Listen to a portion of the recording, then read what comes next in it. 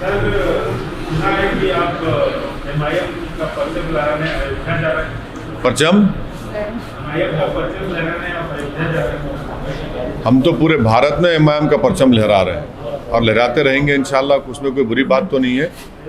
7 तारीख को फैज़ाबाद जा रहे हैं, रुदौली में, समझे ना। फैज़ाबाद अलग है। 7 तारीख को फैज़ाबाद जा रहे हैं रुदौली में, 8 को सुल्तानपुर है, 9 को बाराबंकी है। तो अभी तो शुरुआत है, बहुत जगह जाएंगे यूपी में। बुरी बात क्या है, चुनाव आ रहा है, पार्टी को मजबूत करना है, जनता से मुलाकात करना है, जनता के करीब जाना है, जनता को और कॉन्फिडेंस दिलाना है, हमारे पार्टी के केडर को और मजबूत करना है और विधानसभा के चुनाव में अच्छी तरह लड़के हमारे पार्टी के कैंडिडेट्स को विधायक बनाकर उत्तर प्रदेश विधानसभा में भिजाना है और योगी हुकूमत को हराना है। नहीं आप नहीं क्योंकि आप जाना पसंद करते हैं वहाँ पे। आप कई बार अयोध्या के बारे में कमेंट कर चुके हैं कि वहाँ पे मस्जिद थी, शहीद कर दी गई थी।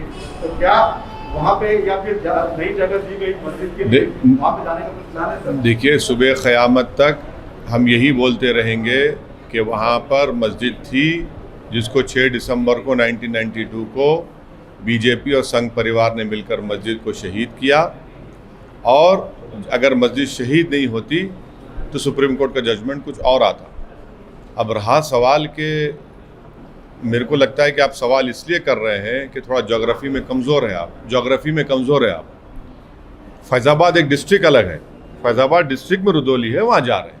अयोध्या भी आता है सर? हाँ, सब। अरे भारत में तो सब आता है ना। ये जैसा हैदराबाद आता है भारत में, कश्मीर आता है, ये भी आता है, तो पूरे भारत में जा सकते हैं।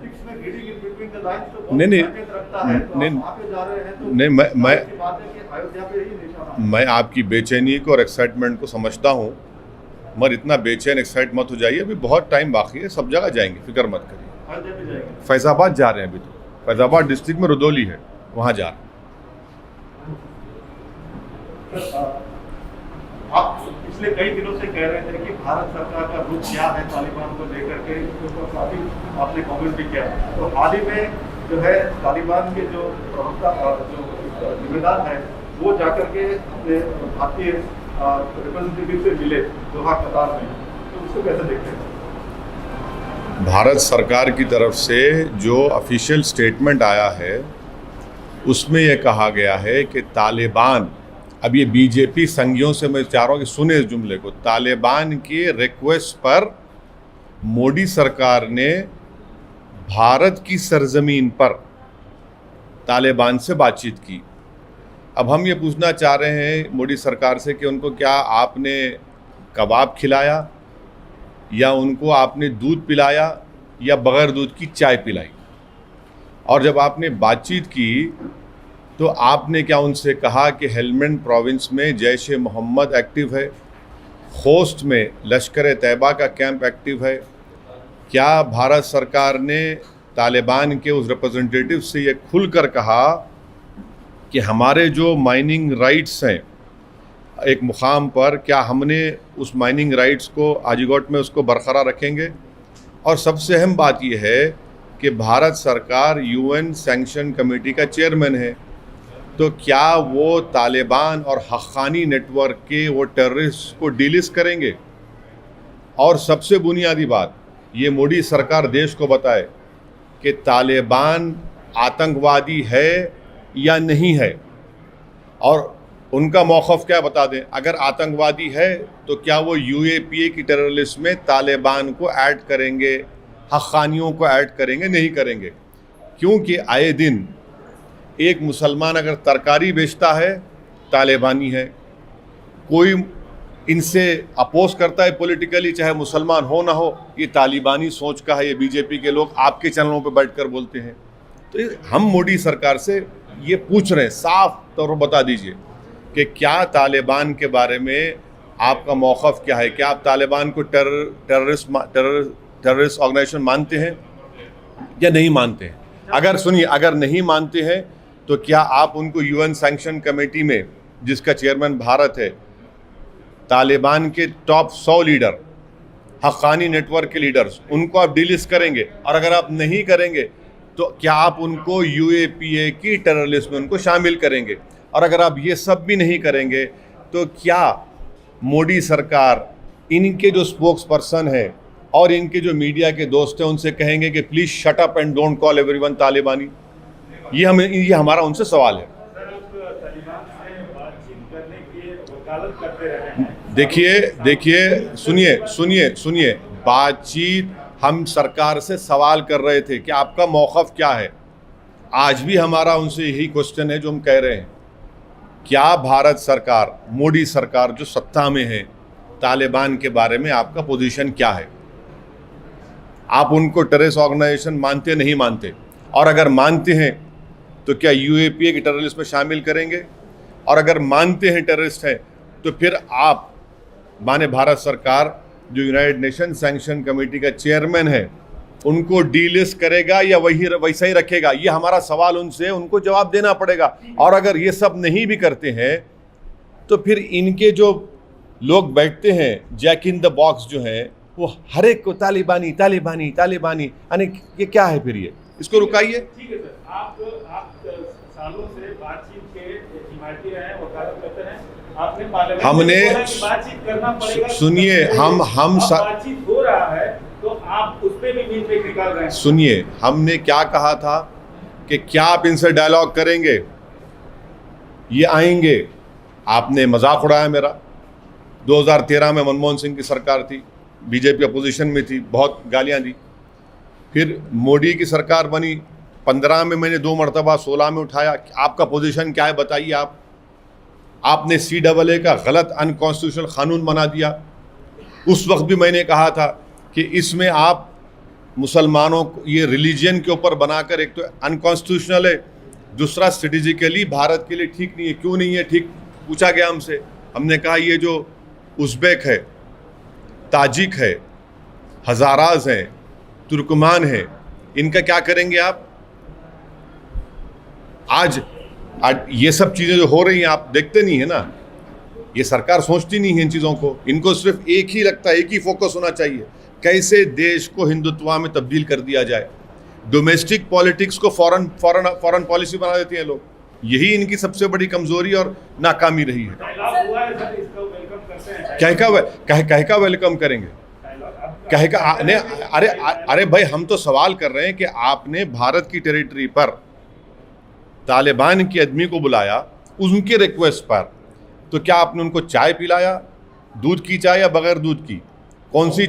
और क्या कबाब खिलाया आपने उसमें? और हाजीघाट में जो हमारा माइनिंग राइट्स के बारे में क्या बोला आपने? क्या आपने उनसे कहा कि हेलमेंड में जैश ए मोहम्मद जो पार्लियामेंट पर हमला किया, एयरक्राफ्ट हमारा हाईजैक किए, लश्कर तैयबा जो मुंबई की सरजमीन पर मासूम लोगों को मारे, उनका कैंप खोस में चल रहा है? आपकी क्या पॉलिसी है?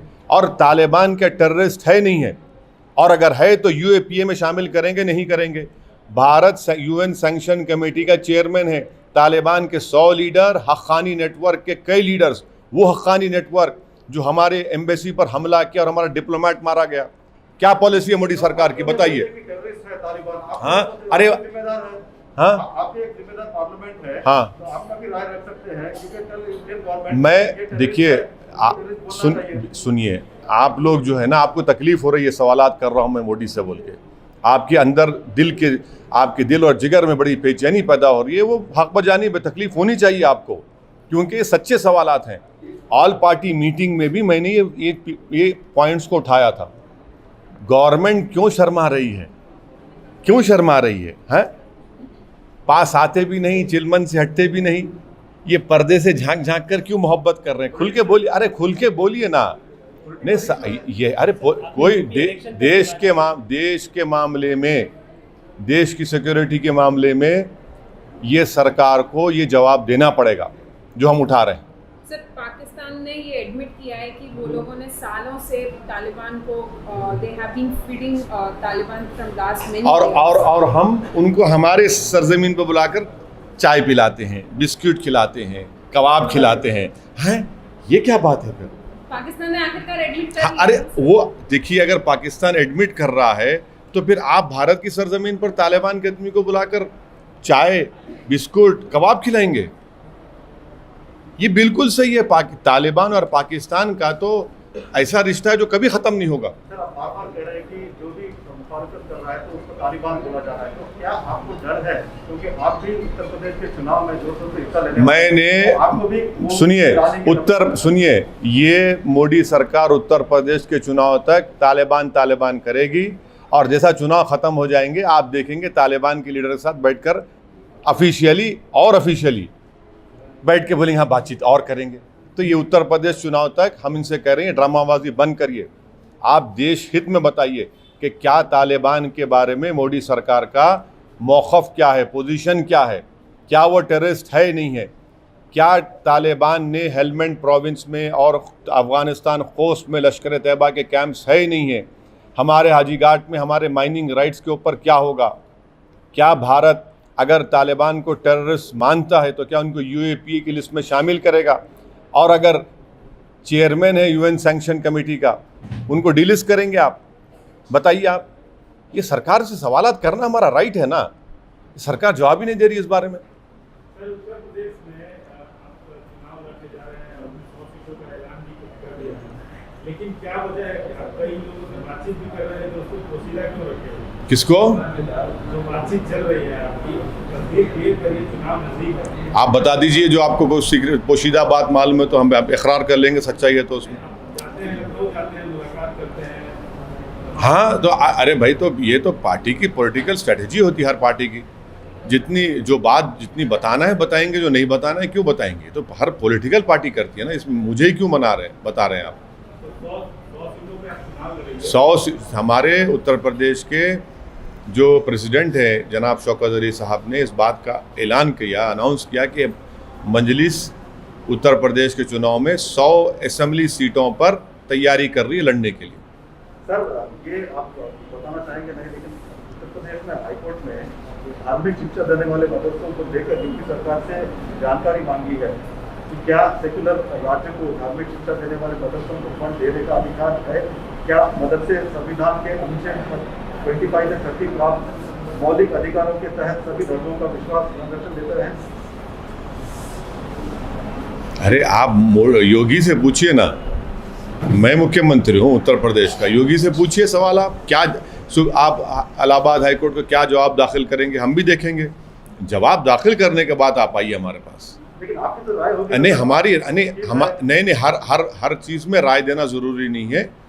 जब सरकार से पूछा गया है तो सरकार जवाब देगी, और सरकार आपकी है, मेरी नहीं है। सर, जेएनयू सिलेबस विवाद के बीच आज एग्जीक्यूटिव काउंसिल की मीटिंग होगी, सिलेबस को कोर्स में शामिल करने को लेकर निर्णय लिया जाएगा। इंजीनियरिंग प्रोग्राम के 5वें साल में काउंटर करेंसर का कोर्स एक हिस्सा जो कट्टरपंथी पर आधारित है, 17 अगस्त को इसके एकेडमिक काउंसिल की मीटिंग में सिलेबस को मंजूरी मिल चुकी थी। क्या यह सही समझते हैं काउंटर टेररिज्म को जिस प्रकार से? और कट्टरपंथी के बारे में हम गवर्नमेंट ऑफ इंडिया मोदी से पूछना चाहते हैं कि पार्लियामेंट के 200 कदम के फासले पर नारे गए, काटो मुल्लों को, ये किसकी आइडियोलॉजी से रेडिकलाइज हुए? कट्टरपंथी कैसा हो गए? कौन थे जो दिल्ली के चुनाव से पहले कह रहे थे देश के गद्दारों को गोली मारो डैश डैश? वो कौन सी आइडियोलॉजी से कट्टरपंथी हो गए? एक आदमी जो है चूड़ियाँ बेच रहा है तो उसको मारा जा रहा है और उसको कहा जा रहा है कि तू यहाँ क्यों आया इस धर्म के इलाके में? वो कौन सी आइडियोलॉजी से मुतासर हुए मारने वाले? कल एक वीडियो जारी किया गया, एक हैदराबाद की मोहतरमा है, वीडियो में बोल रहे कि मुसलमान अगर तरकारी और मेवा बेचता है तो ये सब आतंकवादी हैं या कट्टरपंथी हैं। वो कौन सी आइडियोलॉजी से मुतासर होकर उस लेडी ने ये वीडियो बनाया? एक कानपुर में एक 8-7 साल की बच्ची अपने बाप को लपेटकर बचाने की कोशिश कर रही है और पुलिस की मौजूदगी में उसको मारा जा रहा है, गालियां दिया जा रहा है। वो कौन सी आइडियोलॉजी से कट्टरपंथी रेडिकलाइज हो गए? कौन है वो लोग जो मध्य प्रदेश में आए दिन लोगों को खुंदल कर मार कर कहते कि इस तरह का नारा लगाओ? वो किस आइडियोलॉजी से उनका ताल्लुक़ है? इखलाक को मारने वालों की आइडियोलॉजी कौन सी थी? पीलू खान को मारने वालों की आइडियोलॉजी कौन सी थी? अलीमुद्दीन अंसारी को मारने वालों की आइडियोलॉजी, वो कट्टरपंथी क्यों हो गए? रकबर खान को मारकर जोधपुर राजस्थान के कोर्ट में झंडा लगा दिया गया। ये कौन है ये लोग कि जो पार्लियामेंट के 200 कदम के फासले पर वो नारे लगाते हैं काटो मुल्लों को, और उस पर केस बुक होता है तो पुलिस उसको अपने 200 समर्थनों के साथ नारे मारते हुए पुलिस में सरेंडर होता है। कौन है ये लोग, किसकी आइडियोलॉजी है, किससे मुतासिर है, कौन कट्टरपंथी हो रहा है?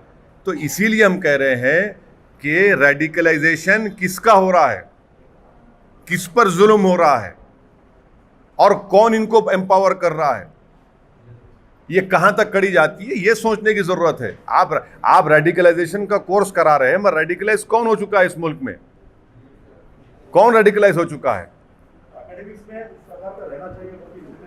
अरे वो छोड़िए ना, हम आपको एग्जाम्पल्स दे रहे हैं, मैं आपको एग्जाम्पल्स दे रहा हूं रेडिकलाइजेशन के। वो लोग इतने, आपको खाली एग्जाम्पल के तौर पर 10 वाकयात बताया हूं, वो तमाम के तमाम एक्यूज कौन सी आइडियोलॉजी से रेडिकलाइज हुए, कैसे कट्टरपंथी हो गए वो लोग, क्यों कट्टरपंथी हो रहे हैं, और उनको ये मालूम कि उनको सपोर्ट करने वाले सत्ता में बैठे हुए हैं, इसीलिए रेडिकलाइज हो चुके हैं। और उनको ये जहर कौन डाल रहा है उनके दिलों में?